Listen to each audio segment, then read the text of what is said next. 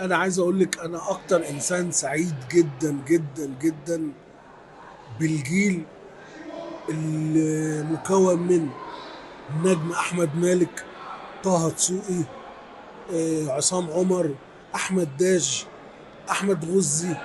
انا سعيد بيهم جدا وكتبت بوست من بدري جدا من قبل اي مقالات ما تتكتب عنهم.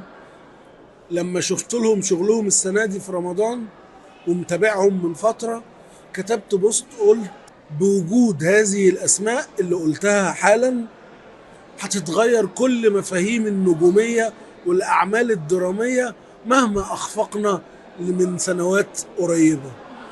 الولاد دول، وعايز أقول لك عصام عمر ده ابني، تربيتي. الجيل ده هيغير مفهوم الناس وهيصحح الأوضاع اللي حصل لها خلل، سواء على مستوى الدراما أو على مستوى الوجوه اللي ظهرت وما كملتش. افتكروا كلامي واديني بوثقه معاكم دول.